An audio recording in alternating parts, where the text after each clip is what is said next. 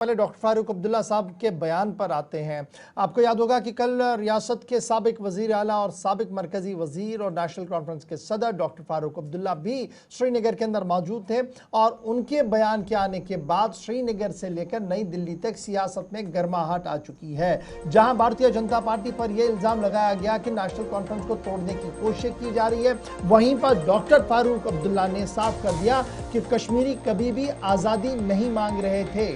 Sort of आज़ादी का नारा तो दिल्ली से आया था, लेकिन हमने जो भी मांगा वो एक कॉन्स्टिट्यूशनल फ्रेमवर्क के तहत मांगा। नेशनल कॉन्फ्रेंस लगातार इस बात को मानती आ रही है और मांगती आ रही है कि मरकज जो वादे कर रही है उन्हें पूरा करे, और बार बार अगर वादे तोड़े गए तो वो मरकजी हुकूमतों की तरफ से तोड़े गए हैं। डॉक्टर फारूक अब्दुल्ला पहली बार मरकज पर जमकर बोले हैं। डॉक्टर फारूक अब्दुल्ला ने याद दिलाया कि पीवी नरसिम्हा राव साबिका वजीर आज़म जब नई श्रीनगर आए थे सन 1996 में, जब उनकी हुकूमत थी तो कहा गया था sky is the limit, assurance दी गई थी, लेकिन न तो ज़मीन मिली और ना ही आसमान। पलट ये कि ज़मीन जो हमारी थी और हकूक जो हमारे थे ज़मीन पर, उन्हें भी छीना गया। ट्रस्ट डेफिसिट नई दिल्ली के साथ नई दिल्ली बार बार कर रही है, जिसकी वजह से सूरत हाल ख़राब होती है। डॉक्टर फारूक ने कहा कि वक्त है कि होश के नाखून लिए जाएं और रियासती आवाम को उनके हक दिए जाएं।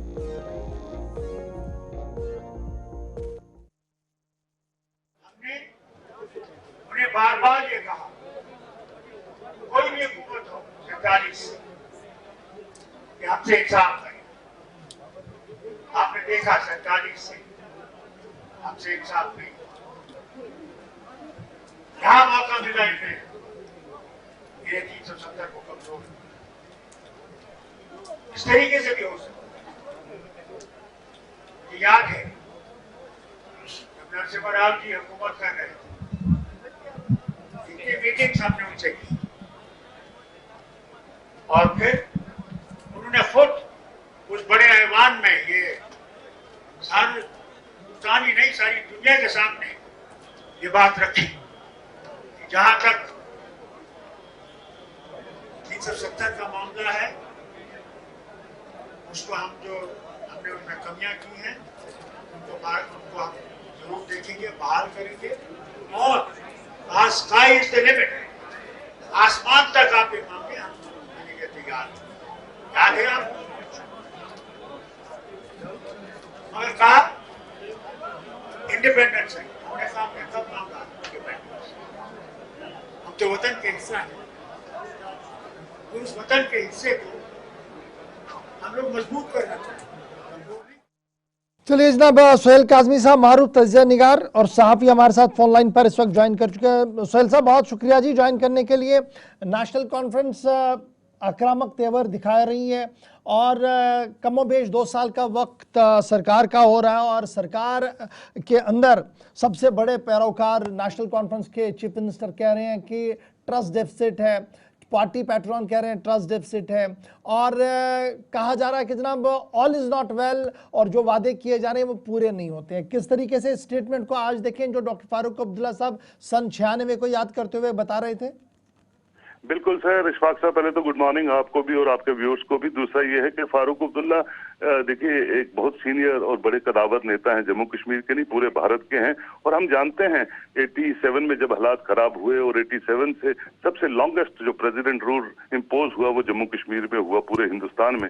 और 96 में जिस तरह से फारूक अब्दुल्ला साहब की पार्टी और फारूक अब्दुल्ला साहब ने, क्योंकि दिल्ली तो कोशिशें कर चुका था तब हर एक के साथ कि कोई ना कोई यहाँ जमहूरी निजाम को जो है वो आगे बढ़ाए, लेकिन कोई भी सामने नहीं आया। जो हालात इरप्ट हुए जम्मू कश्मीर में, उस वक्त वाहिद एक नेशनल कॉन्फ्रेंस ही पार्टी थी जिसकी कमान फारूक अब्दुल्ला ने संभाली हुई थी।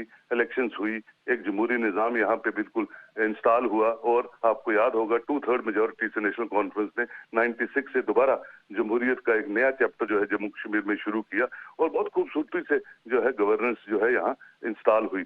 वो बिल्कुल ठीक कह रहे हैं। मैं भी ये कहता हूँ कि जब आपने अमन और सब चीजें यहाँ प्रवेल करना शुरू कर दी हैं और लोगों के दिलों को जीता है, लोगों को बुलेट से बैलेट तक लाया है, वो 2-5% की जो इलेक्शन है आपने 70% तक लोगों को मोबिलाइज किया कि आप पार्टिसिपेट करें।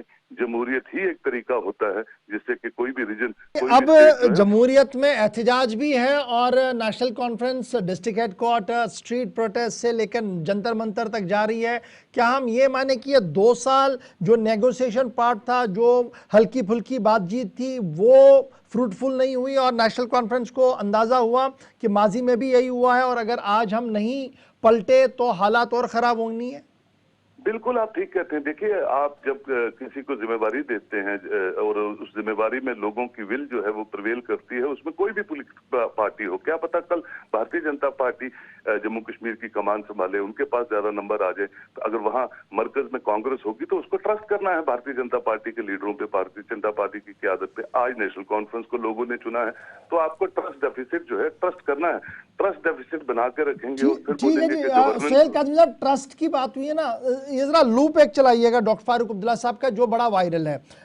कल रात से हम देख रहे थे, जब डॉक्टर फारूक साहब कह रहे हैं हमने आज़ादी कब मांगी जी, तो तस्वीरें वायरल हुई पाकिस्तान में डॉक्टर फारूक अब्दुल्ला साहब, मकबूल भट्ट और अमानुल्लाह खान और दीगर लोगों के साथ, और ये कल से ये तस्वीरें बड़ी वायरल है और कहा जा रहा है कि ट्रस्ट कैसे किया जाए, डॉक्टर फारूक के इस चेहरे को ट्रस्ट किया जाए, सन 96 के ट्रस्ट किया जाए, आज की बात को ट्रस्ट किया जाए, फारूक अब्दुल्ला को कहाँ पर खड़ा रखा जाए, ये तो खुद पहले फारूक साहब फैसला करें, क्योंकि अमानुल्लाह खान के साथ तस्वीरें सन 82 की आई हैं। उसके बाद नेशनल कुछ लोगों, मकबूल भट्ट के साथ कुछ लोगों का मानना है कि JKLF की मेंबरशिप इन्होंने ले रखी थी।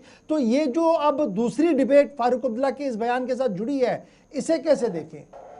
देखिए, बिल्कुल देखिए, जो मिलिटेंसी है वो पूरी दुनिया में आप पढ़िए, हिस्टोरिकल पर्सपेक्ट को पढ़िए। देखिए, हम ना तो पाकिस्तान बदल सकते हैं, ना ISI बदल सकते हैं, ना हम वो चीजें जो पाइपलाइन में होती हैं उन पे कोई टिप्पणी कर सकते हैं। वक्तन फवक्तन बड़े डिफरेंट टाइप की मिलिटेंसी, बड़े डिफरेंट टाइप की इंटेलिजेंस जम्मू कश्मीर में रही है और उसमें देखिए कोई यहाँ से रावलपिंडी या नहीं जा सकता जब तक कि सरकार उसके साथ नहीं होती या डायलॉग उसके साथ नहीं होता। हमें याद है, हमने तो ये भी देखा कि यासीन मलिक के साथ भी PV नरसिम्हा राव बात करते थे कि किसी तरह वो जमहूरियत में आए। मीर वाइज बड़े जो थे उनके साथ भी कोशिश की गई कि भाई सियासी निजाम यहाँ शुरू हो। शबीर शाह को जो जमीर का कैदी बना के एक इंस्टॉल किया कि भाई वो भी एक सरकार यहाँ बनाए। फाइनली जब कोई चीजें समीकरण नहीं बने तो फिर एक नेशनल कॉन्फ्रेंस ही 96 में आपकी इसमें मैदान में उतरी और इलेक्शन हुई, इलेक्शन में पार्टिसिपेट किया। PDP भी, उसको तो महबूबा जी कांग्रेस में थी, वो LOP बनी, लीडर ऑफ द अपोजिशन बनी उसमें, और उसमें भारतीय जनता पार्टी के 5 MLA थे, यहाँ तक कि बहुजन समाज पार्टी के भी 4-5 MLA थे 96 में। तो एक कंपोजिशन बनती है। देखिए, कोई भी चीजें ऐसे नहीं चलती हैं, जो भी पॉलिसी मेकर्स हैं उनको पता है सब कि किस तरह से जम्मू कश्मीर को बड़े जब ये तस्वीरें हैं जो अभी बताया जा रहा है, कह रहे हैं कि तब तो हालात जनाब बिल्कुल ठीक थे, 82-85 की ये तस्वीरें हैं, फारूक साहब तब JKLF के बने, JKLF के लीडरों के साथ बैठे, मकबूल भट्ट जैसे लोगों के साथ खाना खाया, अमानुल्लाह खान जो पहले दिन से इंडिपेंडेंट कश्मीर का ख्वाब देख रहे थे, फारूक साहब उनकी ताबीर में थे। तो हाउ इट इज़ पॉसिबल कि जनाब आज उनकी बात पर भरोसा किया जाए? देखिए, वो तो मरकज का कंसर्न है किस पे भरोसा किया जाए या किस पे नहीं भरोसा किया जाए। लेकिन मैं ये समझता हूँ किसी भी फ्लोरिशिंग जमहूरियत में जहाँ लोगों की विल हो और लोग जो चाहते हैं उसको, उस प्रोसेस को, उस ट्रस्ट को आगे कैरी फॉरवर्ड करना चाहिए। हमने बहुत से नेता देखे हैं दिल्ली में भी जो कल तो कांग्रेस में थे और भारतीय जनता पार्टी के साथ नहीं चलते थे, फिर जब भारतीय जनता पार्टी आ गई तो वो उधर चले गए और उनको अपोज करना शुरू कर दिया। सियासत में जो है everything is fair in love and war, but अब जो चीजें चल रही हैं, जिस तरह का समीकरण जम्मू कश्मीर में, जिस तरह की इन्वेस्टमेंट पीस को लेके आपने किए, जिस तरह के लोगों के दिलों को आपने जीता है, तो आपका बिल्कुल ट्रस्ट करना वाजिब है। आपको ट्रस्ट करना पड़ेगा। जो भी लोगों का मैंडेट है, वो जिस तरह का भी मैंडेट है, जब तक भी ये सरकार चलती है, आप सुबह शाम एक दूसरे को गाली निकालेंगे और सरकार सुबह गिरी, दोपहर को गिरी, शाम को गिरी, अल्टीमेटली जो सरकारें गिरती हैं, सरकारें तो परमानेंट फिनोमिना पे नहीं रहती हैं। हमने 17 महीने भी देखा जब गुलशाह साहब की सरकार बनी और कांग्रेस के MLA आए, तो ये चीजें चलती रहती हैं। लेकिन सोहेल काज़मी साहब, बहुत बहुत शुक्रिया, thank you so much programme में हमारे साथ ज्वाइन करने के लिए और अपने कीमती तासुरात आपने रखे, प्रोग्राम का हिस्सा बने, बहुत बहुत शुक्रिया।